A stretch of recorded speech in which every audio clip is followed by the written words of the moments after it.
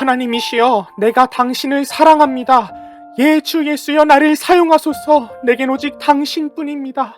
오 주여, 내 삶의 전부가 되소서.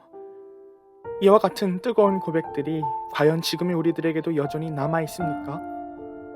그렇다면 참 다행이지만 사실 그렇지 못한, 어쩌면 부끄러움과 함께 선뜻 대답하기 어려워진 분들도 참 많을 것 같습니다.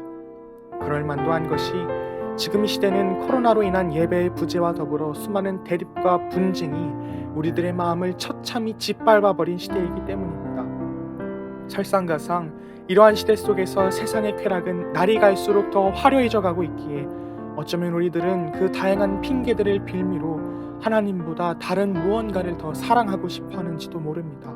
예, 어느덧 우리들은 성전의 기능을 잃어버린 무너진 성전이 되고야 말았습니다. 그렇다면 우리들이 다시금 뜨겁게 하나님을 사랑하는 성전으로 회복되기 위해 가장 필요한 것은 무엇일까요? 근본적으로는 하나님의 창대한 사랑을 다시 한번 뜨겁게 마주하고 경험해야겠지요. 그리고 이를 위한 다양한 방법들이 있지만 저는 이 시간 현재 우리들에게 가장 효율적인 방법으로 예수님과의 인격적인 교제에 대해 이야기하고자 합니다. 인격적인 교제란 사실 생각보다 간단합니다.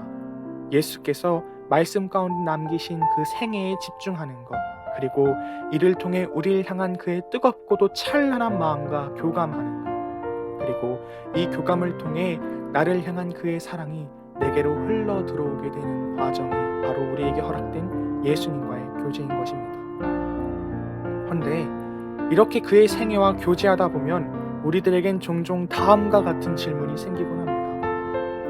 어떻게 예수님은 그 수많은 핍박과 십자가 형벌의 길을 이겨낼 수 있었을까? 사실 이와 같은 질문에 많은 사람들이 예수님이니까 그럴 수 있었겠지라고 생각하는 경우가 참 많은데요. 그러나 그가 그렇게까지 일하실 수 있었던 이유는 그의 육체적인 구별됨이나 정신적인 뛰어남 때문이 아니었습니다.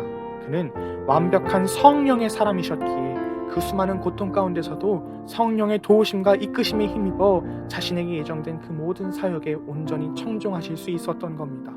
그리고 애초에 그가 이 땅에서 그렇게 피를 흘리셨던 이유도 우리들에게 이 불가능을 가능케 하는 성령을 내어주시기 위함이셨죠.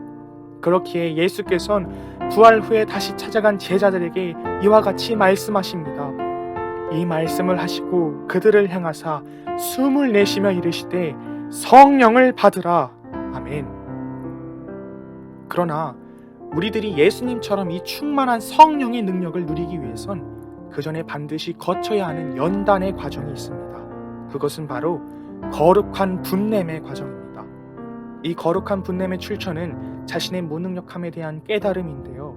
이 깨달음은 우리들이 하나님 앞에 다음과 같은 고백을 하게 만듭니다.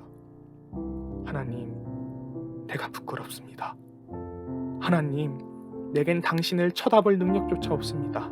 그러니 주여, 날 긍휼히 여기사 나를 멀리하지 마시고 내게도 부디 성령의 도우심으로 당신을 사랑하는 삶을 살게 하소서.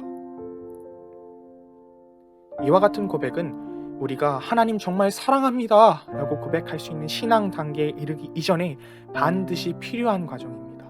왜냐하면 이러한 고백이야말로 인간이 최선을 다해 자신의 무능력한 처지를 인정하며 하나님을 갈망하는 과정이자 동시에 하나님께서 우리의 중심을 확인하시는 과정이기 때문입니다. 하나님은 이러한 과정을 통해 우리들에게 이와 같이 물으십니다. 아이야, 너가 나를 찾는 이유는 무엇이니? 너의 안위나 평안을 위함이니? 아니면 다른 사람들보다 본질적으로 더 뛰어나고 의로운 자가 되고 싶어서니? 아니면 내가 널 사랑하였듯이 너도 그저 날 사랑하고 싶어서 날 찾는 거니? 여러분들은 이 진정한 신부를 찾고 계시는 하나님의 질문에 뭐라 답하시겠습니까? 여러분들도 정말 하나님을 사랑하고 싶으십니까? 그렇다면 먼저 그 무너진 자리 가운데서 분통해 하십시오. 사실 거기서 느끼는 분통함은 마치 나라를 빼앗긴 것처럼 자신에게 주어진 권리나 신분이 빼앗겼을 때 생기는 감정입니다. 예, 우리의 분통함의 이유도 그 무엇도 끊을 수 없는 하나님의 사랑을 마치 빼앗긴 것 마냥 무너져버린 자신의 모습 때문인 것입니다. 그러니 여러분, 스스로의 완악함과 무능함이 하나님께서 내어주신 자신의 신분을 빼앗은 것처럼 되어버린 이 현실에 진정으로 서러워하십시오. 그러다 보면 서러워하는 자들의 신분을 변호하시는 성령님께서 우리의 중심을 보시고 그 연단의 때에 따라 반드시 우리를 회복시킬 것입니다. 그리고 그렇게 임한 성령의 역사하심을 통해 우리들은 비로소 그 무엇도 끊을 수 없는 하나님의 사랑 가운데 내주하며 마음껏 하나님의 사랑을 누리는 삶을, 하나님의 사랑하는 삶을 살게 될 것입니다.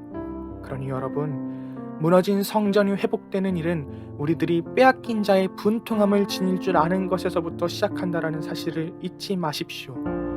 무너진 성전들이여, 이제는 우리 함께 그의 신실하심을 믿으며 그 거룩한 분냄 가운데 함께 합시다. 그는 우리를 반드시 회복시킬 것입니다. 11월로서 저희 리엘 임원의 임기가 끝났지만 저희는 언제나 신학과를 위해, 기독교 학부를 위해, 그리고 백석대학교를 위해 기도하겠습니다. 함께 그 거룩한 분냄 가운데 동참하겠습니다. 그는 우리를 반드시 회복시킬 것입니다.